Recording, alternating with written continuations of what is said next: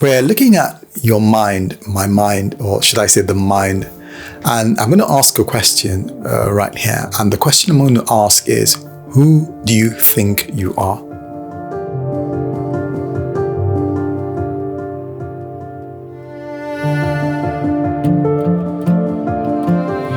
The question I asked earlier was, who do you think you are? And again, that wasn't a combative question. And I wasn't trying to be rude either. I was just trying to point out that phrase, who do you think you are? And the key word there is, who do you think you are in your mind? Now, there's a story in the Bible that comes to mind, the story of a man called Gideon in the book of Judges chapter 6, I think from about verse 11 to about 20 something.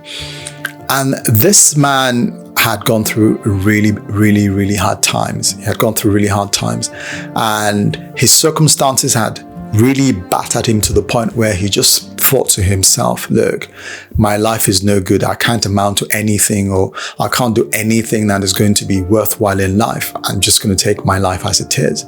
And something happened to him one day. An angel appeared to him, and the angel said to him, I'm paraphrasing, this is God's plan for you. You're great. You're going to do X, Y, and Z. God is going to use you to help a lot of people, to deliver his people, so on and so forth. And when the angel spoke this to him, he couldn't really reconcile what the angel was saying. And he probably asked, paraphrasing that, I'm sure you have the wrong person, Mr. Angel. But the problem was this. Gideon saw himself through the eyes of his circumstances, and his circumstances had really battered him in life. And he didn't see himself in the true form that God saw him as. So what am I saying, with all this? Where am I going with all this?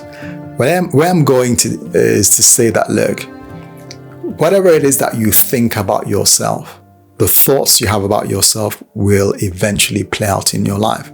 So what am I going to say? Let's not let our circumstances define the thoughts we have about ourselves. Let God's thoughts about you be what it is that you are. And the thoughts about you that God has is in Jeremiah 29:11. It says, I have thoughts of good. I have thoughts of a hope and a future to bring you to an expected end. Just paraphrasing that. So let God's thoughts about you be the determining factor of who you are, not what your circumstances say you are.